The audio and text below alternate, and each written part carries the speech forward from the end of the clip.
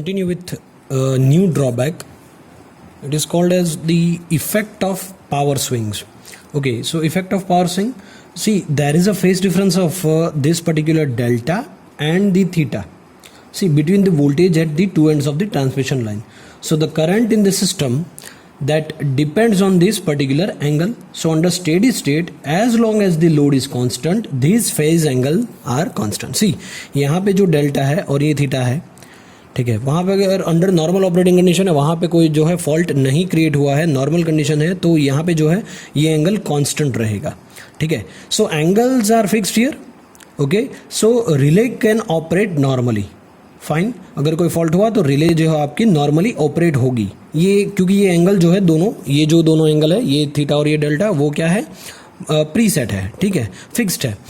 So let's say कि due to some reason particular line is disconnected from supply due to some fault. So then transient stability problem may concern your system. Okay, so because of this angle of this two, see ये जो delta है और ये theta, that will oscillate for some times until it stabilize for a new point. This is called power swing. ठीक है, so अगर मैं ऐसा बोलूं कि whenever there is a sudden change in load or large disturbances, the phase angle of the rotor changes. ये जो angle है वो रोटर का ही होगा ऑब्वियसली. ठीक है, हम पढ़ चुके हैं ये. सो ये जो फेज एंगल रोटर का है वो चेंज होगा. Hence the rotor swings around its position of equilibrium due to its large inertia. I repeat, the rotor swings around its position of equilibrium due to its large inertia. Thus, the rotor angles undergoes oscillation till the steady state is achieved. I repeat, thus the rotor angles undergoes oscillations till the steady state is achieved.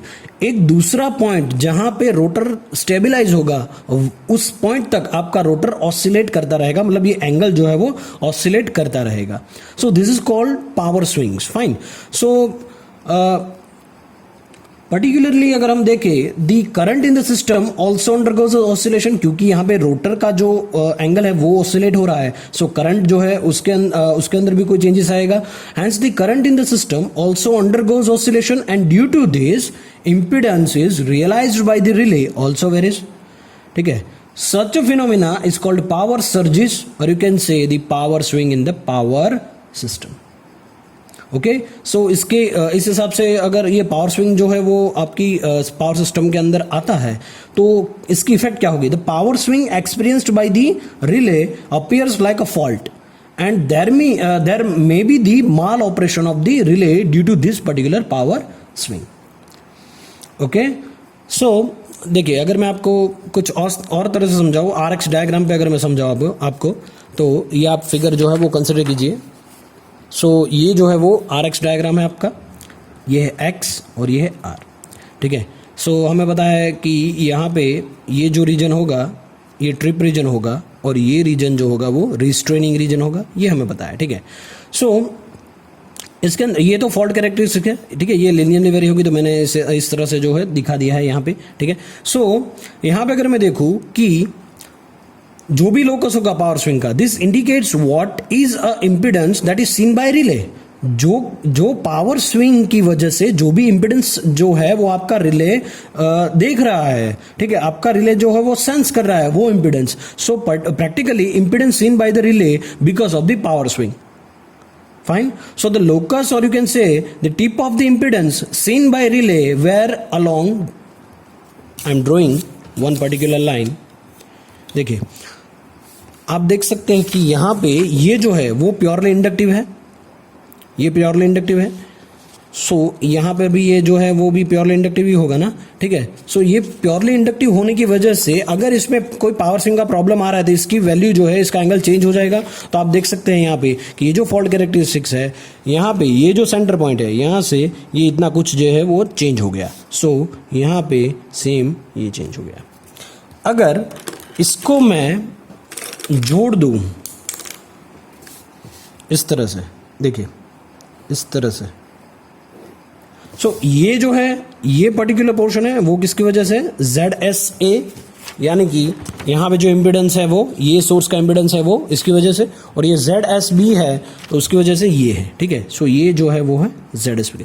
सो यहाँ पे जो मुझे centre point कोई मिल रहा है, ये जो centre point कोई मिल रहा है, इससे हम बोलेंगे इलेक्ट्रिकल सेंटर पॉइंट, इसे हम बोलेंगे electrical centre point. So this is my electrical centre point. वो जो इलेक्ट्रिकल सेंटर पॉइंट है वहां से अगर मैं कोई लाइन एक खींचूं इस तरह से, देखिए इस तरह से कुछ, तो ये जो हो जाएगा वो है लोकस ऑफ पावर स्विंग, वो है locus of power swing. You can say for EA is equal to EB. Okay, source A and source B. Induced EMF of source A and source B. So this particular locus of the power swing, this indicates what is the impedance seen by relay. So practically impedance seen by relay because of the power swing. So the locus or the tip of the impedance that's seen by the relay were along this particular blue line. Fine. So somewhere you can say it will come and touch in this particular region. Because of your relay will mal-operate. Because of this, your relay will mal-operate. So the point where it is intersecting, this is called electrical center of transmission line. This is the electrical center of transmission line. So what is electrical center? Whatever electrical center. So we can say that whatever the impedance of transmission line, you can say whatever the impedance of the transmission line, impedance that is Z. So impedance A to B, ये जो है वो है A और ये है B. So A to B, whatever the impedance of the transmission line which is A to B, you have to add the impedance of generator at back side, okay, that is having impedance of ZSA and ZSB. okay, so हम देख सकते हैं ZSA क्या है, वो है pure inductive. सो ZSB क्या हो जाएगा, ऐड हो जाएगा. ठीक है, सो यहाँ पे जो है हमें क्या मिलेगा, इन दोनों को अगर मैं ऐड करूँ तो यहाँ पे मुझे कुछ जो है वो पॉइंट मिला है. ठीक है, तो ये सेंटर पॉइंट होगा. So the locus will pass through electrical center. Okay, locus will pass electrical center through this particular center line, and line seen see the impedance seen by the relay is minimum at electrical center point, this particular point. इस point पे जो भी impedance होगा relay का, मतलब relay जो भी sense करेगी वो कितना होगा, कम होगा. So particularly in that case chances of mal operations are more. So because of this, because of the area covered by the relay is more. So if the area, the area is less, then the effect of power swing will be less. Okay, so the impedance relay occupies more area, so it is very much vulnerable to mal operation of power swing. Fine. See, we can say that the during the power swing, the impedance realized by the relay or seen by the relay is a series combination of the source impedance behind the relay, the transmission line impedance, and the impedance of the source at the remote end. I repeat, वहां पे दो impedance होंगे. During the power swing the impedance seen by your relay is a series combination of what, series combination of source impedance behind the relay. Okay, so see the transmission line impedance and the impedance of the source at the remote end. Okay, जो भी transmission line का impedance होगा वो plus दूसरा कैसा होगा, impedance of the source at the remote and. So the tip of the impedance phasor varies as it passes through the electrical center of the transmission line. Okay, तो अगर मैं बोलूँ यहाँ पे कि ये जो है, ये अगर मैं बोलूँ EA divide by EB is equal to N. ठीक है, ये अगर मैं कुछ N पॉइंट बोल दूँ इस पॉइंट पे, देखिए ये पॉइंट तो मैंने अभी इलेक्ट्रिकल सेंटर में दिखाया, ये 90 डिग्री कुछ अगर मैं ले लूँ यहाँ पे, अगर दूसरा सेंटर में कुछ ड्रॉ करूँ तो ये सेंटर कुछ ऐसा होगा, और अगर ये ड्रॉ करूँ तो कुछ ऐसा होगा. सो ये जो पॉइंट है, ये जो पॉइंट है उसको हम बोलेंगे इलेक्ट्रिकल सेंटर, और ये हो जाएगा n इज इक्वल टू 1. और उसके बाद अगर होगा तो ये n ग्रेटर देन 1 और ये n लेस देन 1 होगा. Fine. So EA divide by EB is equal to n. Then the locus of power swing on this RX diagram is a family of circles with n as a parameter. I repeat, n as a parameter and delta as variable. delta जो है वो very होगा angle, लेकिन n जो है वो क्या होगा, आपका पैरामीटर हो जाएगा. ठीक है, उसमें. so for n is equal to 1, so for n is equal to 1,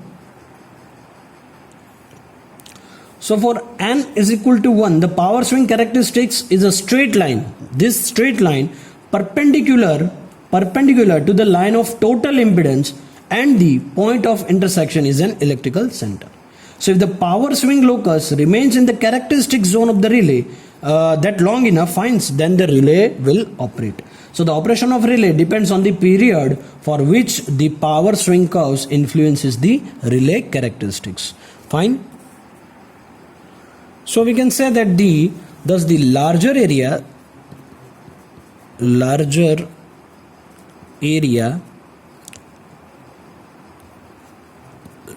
the area occupied by the relay characteristics on the RX diagram, more are the chances of influencing of relay by the power swing, and more are the chances of mal-operation. So this is all about the effect of power swing on the impedance relay, simple impedance relay. Thank you.